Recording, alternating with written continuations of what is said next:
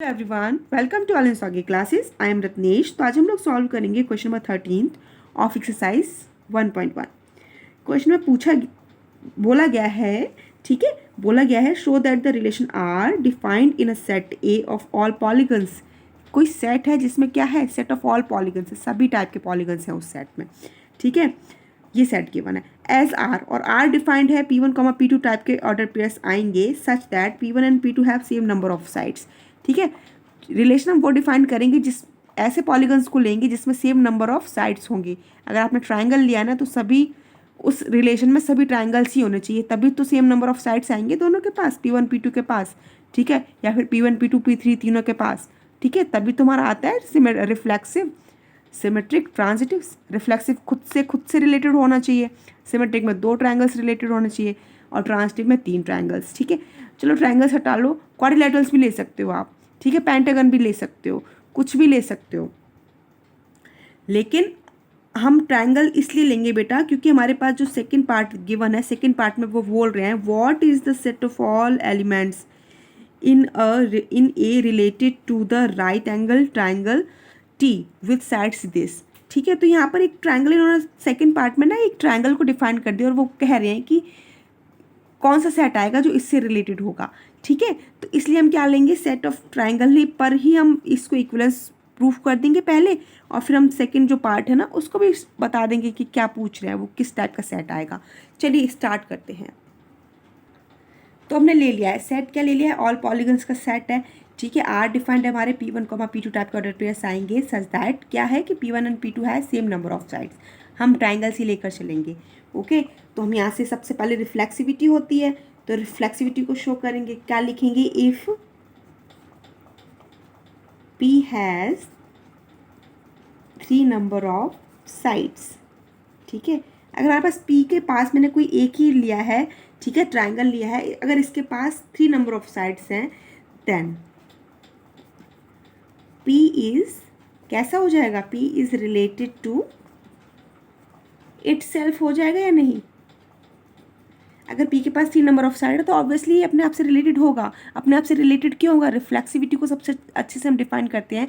अगर मिरर के सामने आप किसी ट्राइंगल को रखोगे तो क्या होगा, वो ट्राइंगल ही होगा ना, मतलब 3 नंबर ऑफ साइड्स ही दिखेंगे। अगर 3 नंबर ऑफ साइड्स को आप मिरर के सामने रखोगे तो मिरर में आपको 3 नंबर ऑफ साइड्स ही दिखेंगे। आप बोलेंगे यस मैम, तो वो ट्राइंगल अपने आप से रिलेटेड हो गया ना, ठीक है। तो तभी हमने लिखा, क्या लिखा कि P से ही रिलेटेड होगा, ठीक है। जैसे कि आप अपने आप को मिरर में देखते हो तो आप आपसे रिलेटेड होते हो ना, आप आपसे रिलेटेड होते हो, ठीक है। तो इसी टाइप से हम ट्राइंगल को अगर थ्री साइड के पॉलीगन को अगर मिरर के सामने रखेंगे तो 3 साइड का पॉलीगन ही दिखेगा आपको, ओके। देन P किससे रिलेटेड हो जाएगा, अपने आप से रिलेटेड हो जाएगा, ठीक है, रिलेटेड टू इटसेल्फ। तो P is related to itself, therefore आ गया ना रिलेशन में, सो वी कैन इजिली से दैट, सो रिलेशन कैसा हो जाएगा आपका, सो रिलेशन इज रिफ्लेक्सिव। तो रिलेशन आपका हो गया रिफ्लेक्सिव। अब नंबर टू आएगा सिमेट्रिक। सिमेट्रिक में क्या है कि 2 ट्राइंगल्स ले लेंगे, अब हम P1 P2 ले लेंगे, ठीक है। तो P1 रिलेटेड होगा P2 से, क्यों, क्योंकि दोनों के पास सेम नंबर ऑफ साइड्स हैं, है ना। तो हम लिखेंगे यहाँ P1 related to P2 as both has same number of sides, okay. P1 and P2 has related P1 related to P2, ठीक है, as both has same number of sides. And यहाँ से इम्प्लीकेशन क्या आ जाएगा, P2 भी तो related होगा, same number of sides लिख लो या फिर लिख लो both has 3 number of sides, चलो कोई नहीं, है ना। अब यहाँ से लिख रहे हैं P2 कर लेते हैं, सही कर लेते हैं, both has 3 number of sides, okay, क्योंकि हम ट्राइंगल लेकर चल रहे हैं ना। फिर P1 P2 से रिलेटेड है तो ऑब्वियसली क्या होगा, अगर दोनों के पास, इसके पास भी 3 साइड्स हैं, इसके पास भी 3 साइड है, तो ये इससे रिलेटेड है, तो ऑब्वियसली क्या होगा, P2 भी तो रिलेटेड हो जाएगा, related to P1 as both has 3 number of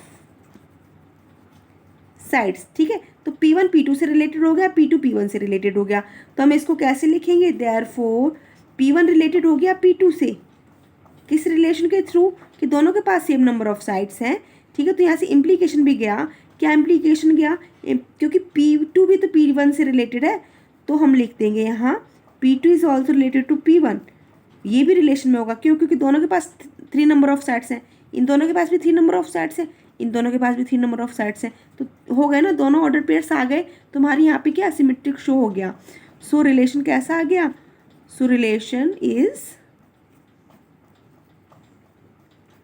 symmetric, तो आपका रिलेशन सिमेट्रिक भी हो गया, है ना। अब हम आते हैं नंबर थर्ड क्या होती है, ट्रांजिटिविटी होती है। तो ट्रांजिटिविटी में फिर से हम क्या लेंगे, 3 टाइप के ट्राइंगल्स ले लेंगे, ठीक है। तो हम उसमें क्या लिखेंगे, P1 रिलेटेड होगा P2 से, ठीक है, चलिए P1 रिलेटेड टू P2, ठीक है, as both has 3 number of sides. And फिर हम क्या लिखेंगे, P2 भी रिलेटेड हो जाएगा किससे, P2 रिलेटेड टू P3, क्यों, as both has 3 number of sides. आपने नहीं लिखना है ऐसे, मैं जल्दी की वजह से, क्योंकि वीडियो लंबा ना बने इसलिए ऐसे लिख रही हूँ, आप प्रॉपर लिखोगे, ठीक है। P1 P2 के पास भी सेम नंबर ऑफ साइड्स है, 3 नंबर ऑफ साइड्स हैं, और P2 P3 के पास भी।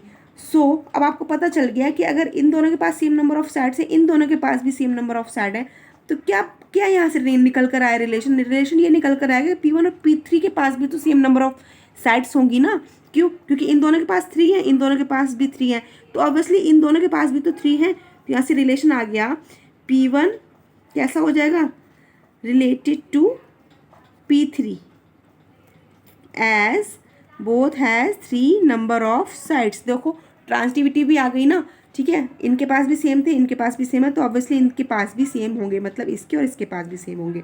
सो हम यहाँ से लिख देंगे, जो हमारी ट्रांजिटिविटी की डेफिनेशन होती है उसको लिखकर शो कर देंगे। क्या लिखेंगे, P1 P2 है हमारे पास किस में, रिलेशन में, एंड P2 एंड P3 है हमारे पास रिलेशन में। रिलेशन क्या है, सेम नंबर ऑफ साइड्स का, तो यहाँ से इम्प्लीकेशन क्या आ गया, इम्प्लीकेशन आ गया बेटा, P1 भी तो रिलेटेड हो गया किससे, P3 से, किस रिलेशन के through, same number of sides हैं, मतलब 3 है, सभी ट्राइंगल्स हैं ये, ठीक है। तो समझ गए ना, हर ट्राइंगल अपने आप से रिलेटेड होता है। अगर आप 2 ट्राइंगल्स लोगे, मतलब 3 नंबर ऑफ साइड्स लोगे, तो अगर इसकी बराबर है तो इसकी भी बराबर होंगी।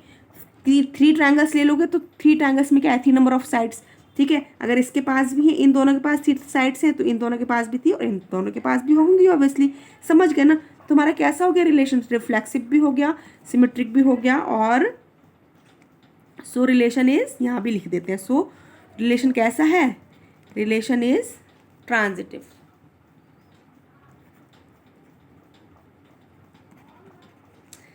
ट्रांजिटिव भी आ गया, रिफ्लेक्सिव भी है, सिमेट्रिक भी है, ट्रांजिटिव भी है, सो वी कैन इजिली से दैट, सो गिवन रिलेशन कैसा है आपका, so given relation is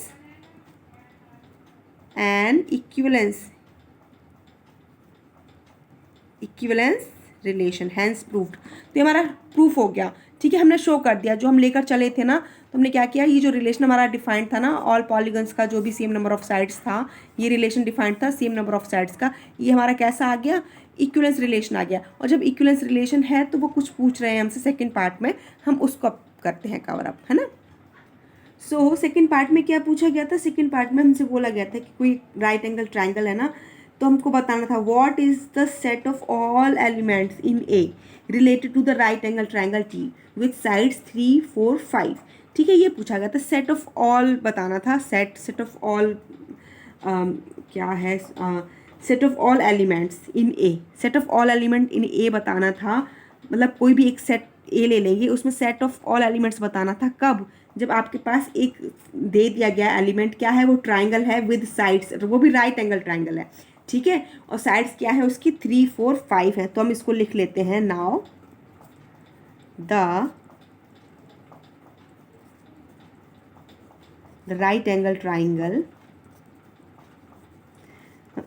triangle T with कैसा है, विद साइड्स हैं उसके पास 3, 4 एंड 5, ये साइड्स हैं, ठीक है। वो कह रहे हैं कि आपके कोई एक ट्राइंगल गिवन है और उसकी साइड्स ये हैं, राइट एंगल बोल दिया तो आप कंफ्यूज हो जाएंगे कि अगर राइट एंगल ट्राइंगल बोल दिया तो क्या हमारे पास सभी जो सेट आएगा क्या वो सभी राइट एंगल ट्राइंगल्स का होगा, ऐसा नहीं है।